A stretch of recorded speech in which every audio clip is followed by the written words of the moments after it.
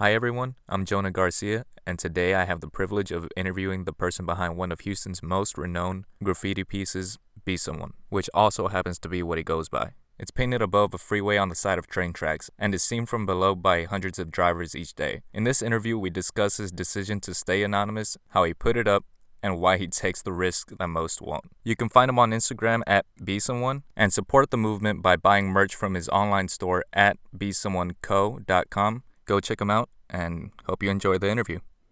Who are you? I mean, everybody kind of knows me by Be Someone. And I've just created something that I brought to Houston as a movement. I think that's what I am. So you introduce yourself as Be Someone to people you barely meet? Yeah, absolutely. Because I mean, I guess that's what embodies my work, and it embodies me. So do you ever introduce yourself as your actual name, or do you always say Be Someone? No, I mean, to strangers, I gotta introduce myself as Be Someone. That's just, I mean, unless you're my homeboy like that, then you already know my name. All right. But like, to anybody else that doesn't know me personally like that, and just know me by my work, then yeah, Be Someone is fine. Why did you choose to go anonymous over to public? Just because it's illegal graffiti, that's first of all. Second of all, I've said this before, like, it's not really about my face. It's about what I'm doing and the work I put out. Do you think if you would have went public or not anonymous, you would have been in trouble faster or sooner, I should say? I think, yeah. I mean, I have an idea that just, if you're gonna put yourself in a situation or you're gonna go out public and say it to you, I think you should just keep a low profile instead of going and doing that, because you're incriminating yourself as soon as you put a face to the work. Has your life changed since tagging doing the Be Someone? Yeah, absolutely. It's for the better. All the better? Well, I know you've gotten in trouble recently. You got your ups and downs, but I mean, definitely something that you've done and that you put a lot of passion behind is getting noticed. Yeah, it has changed for the better. So that's the most part. What's the best thing that's come out of it? Is that I'm able to spread this message that I want to let the world know. You know, it's kind of my way to put the 2 cents into the world. It's my way to let everybody know that there is a way of life, you know, that you can find, that you can do something that you want to do. So I think that's the best part, is that millions of people look at it, read it, and reflect on it. When did you first do it? I believe it was 2011 when it was first done. I don't remember the month, but it was probably mid-2011. Can you describe to us what it was like the first night? Yeah, the first night's actually one of the craziest ones. Me and my boy DJ Flubber, we had just got done chilling with Ace Works, so my other buddy. We were rolling around, and then we came to the conclusion, like, I wanted to hit the spot when we got up there, right? He was like, you want to do it today? And I was like, yeah, of course. He's like, well, let's just go check it out. So we checked it out, and he's like, man, I told him, we already got the paint, man, let's just go. And he's like, all right, if that's what you want to do. So I was like, let's do it. So we ended up going up there, right? I got to it. I have no sketches, no nothing, just, hey, I just want to write this up there. Let's do it. You know, I had been writing it for a while, and I was like, this is the best spot ever. So we ended up hitting it. We started putting the first coat down without the outline, and then I think I was like done with it. We're done with the first part, the first layer, and the next thing you know, I start with the outline, and when I got to the outline, that's when I feel my boy DJ Flubber touch me on the shoulder, like, hey bro, it's coming. And I was like, what? Like, I didn't know what's going on. So next thing you know, I see a big bright light just coming our way. I was like, oh shit. Man, it felt like a movie. Yeah. Like literally like that slow motion part of a movie where he just tapped me on my shoulder saying, let's go. So we had to sprint all the way back. The train was passing by, man. I think we made it like 30 seconds. That's a good, you know. That's still cutting it close though. You know, yeah, at the moment I think it was a really long time. It felt like a really long time. 30 seconds is a long time, you know. Yeah. At that moment. Well, yeah, for like a train to come at you. So I think we were good. I mean, we sprinted. We sprinted for our life for that. Now, how many?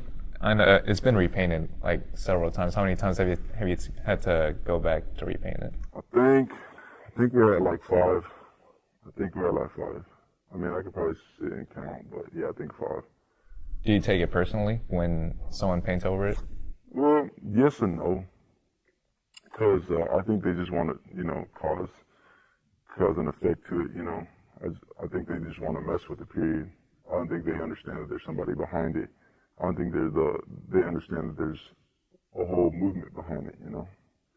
So it's like, yes, I'll take it personal. Like the first split second, they're like, man, they messed it up again. I'm like, man.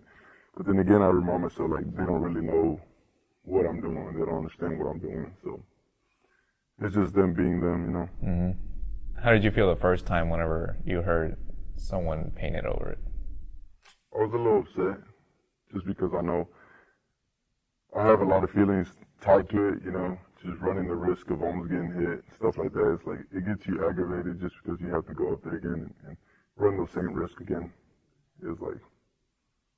What makes you take that risk?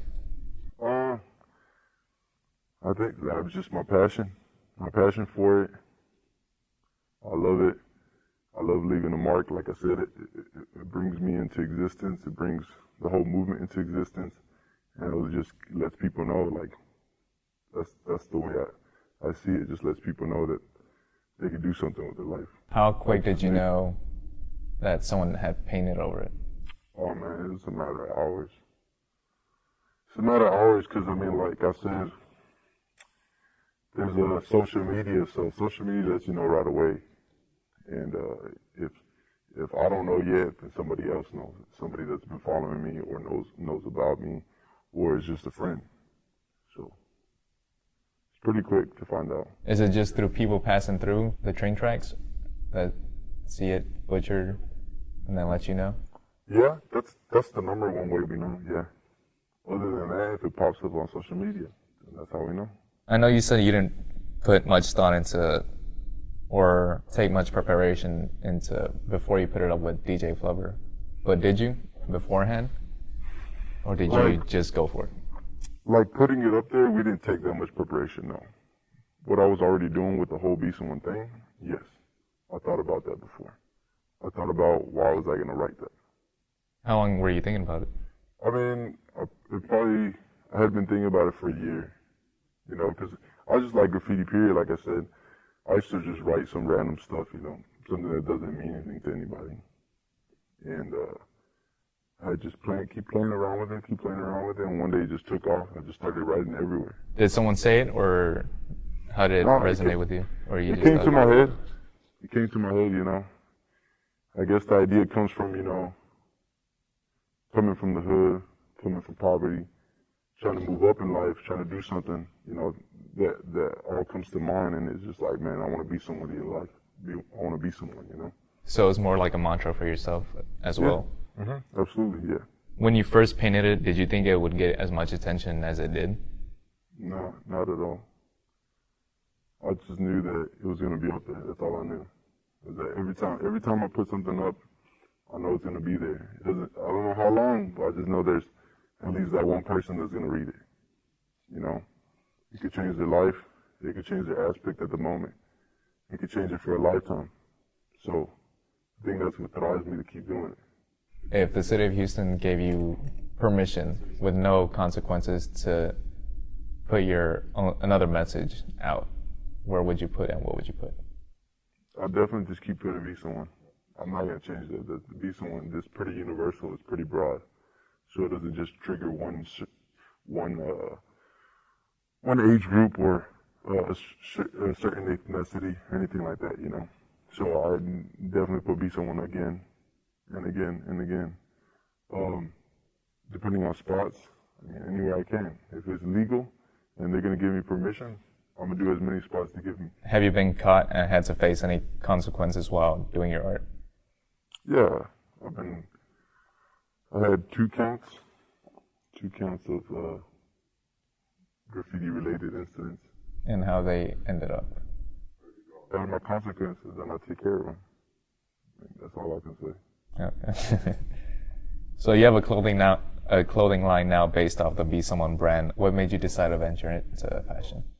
Oh, that's actually been with it all the way through. Oh yeah? It's just starting now to pick up as a brand and being recognized as a brand, but it started from the beginning. Since 2011? Yep. Okay. Yeah, the brand's been with it for a really long time. I mean, from the start, from the get-go. Yeah, I've always wanted to do T-shirts, and I've always wanted to create my own brand, and I found the opportunity to do both at once. How's it been going so far? It's been going great. A lot of people are behind it. You know, you have orders every week. You know, a lot of people want to be a part of it, and I think that's great because it widens my message, and it's a cool accessory. I mean, like I said, it's a lifestyle. It's dope. Are the people buying or ordering your merch mostly from Houston, or are they all across the country? I mean, the majority of them are from Houston, but yeah, I got some people from Cali ordering, some people from Alaska, South Dakota. I mean, I do get other states. How does that feel? That's pretty awesome because I mean, I don't have a big mural over there, Yeah.